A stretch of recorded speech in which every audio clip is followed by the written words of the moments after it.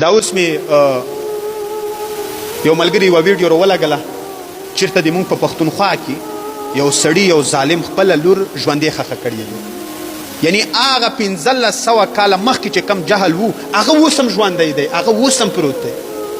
الله رب العالمین فرمایي واذا الموءودة سئلت بأي ذنب قتلت. الله د قیامت په ورځ د دغه ماشومانو جینکونه پوښتنه کوي چې ته پلار ولې ژوندې ښخه کړې، په څه وجه دې پلار وژلې؟ و ظالمه ته خپله لور د زړه غوښه د زړه ټوکړه هغه ته وژنې په دې پیغور چې د ما لور پیدا ودو. هغه جهل د موږ په پښتونخوا کې اوس هم شته، هغه جهل د موږ په پښتنو کې اوس هم شته. لور خو نعمت دی، لور خو رحمت دی. رسول الله علیه السلام فرمایي من كانت له ابنتان، د چا چې دوه لوریانې وي فاحسن الیهما، او دې انسان د خپلو لوریانو ښایسته هغه تربیت وکړو، بالغ یې کړې، غټې یې کړې او بیا یې واده کړې، کنا له سترا من النار. الله رب العالمینو دا دوه لوریانې د دغه کس دپاره د جهنم د اور نه پرده کړي. الله دې کس ته جنت ورکړي. ته هغه لور وژنې چې د جهنم د اور نه تا بچ کوي.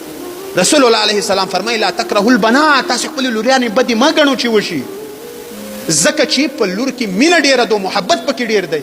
مړه ته د محبت غر، د شفقت غر، هغه ته ژوندې ښخې. دا کم ظلم ته کې دا د ښځې جنس نه دی، دا ډېر قیمتي جنس دی. خو که چېرته ته پکې سوچ وکړې، سوچ وکړه، فکر وکړه. ګوره کله چې د یو انسان لور پیدا شي نو رسول الله علیه السلام د پلور ته ویلي دي که د دې لور تربیت یې ښه وکړو الله رب العالمین ټوله جنت درکوي. د لور په سر باندې څوک جنتي شو؟ پلور جنتي شو.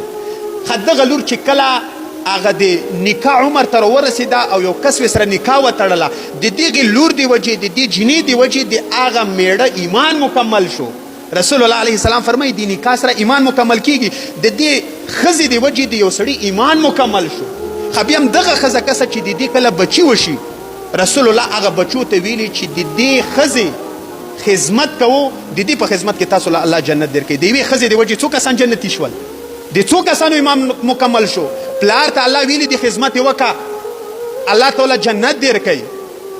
یو کس سره نکاح وتړله، د هغه ایمان سره مکمل شو، د هغه بچي وشول، هغه بچو د دې خدمت وکړو، د دې په خدمت کې جنت ورته میلویږي. د یوې ښځې د وجې 3 کسانو ته الله رب العالمین جنت ورکوي. پخوا او دغه جهل و، د اسلام نه مخکې د چا لور وشوه دا یو عار ګڼله، یو پیغور وګڼله چې دا بل کور ته څنګه ودیږي. بس دا اوس زه ژوندې ښخه کړم، هغه یو ژوندې ښخه کړله. هغه عار اوس بیا د موږ په پښتونخوا کې راوچت شو. دا هېڅ د شرم خبره نه ده چې د تا زوی نشته، لوریانې دي. ډېر پیغمبران دې ته ښیم چې د هغې صرف لوریانې وې، زامنې نه و. ډېر پیغمبران دې ته ښیم چې سره بچی د هغوی نشته. ډېر پیغمبران دې ته ښیم چې هغوی ته الله رب العالمین په 80 کاله کې بچي ورکړي دي.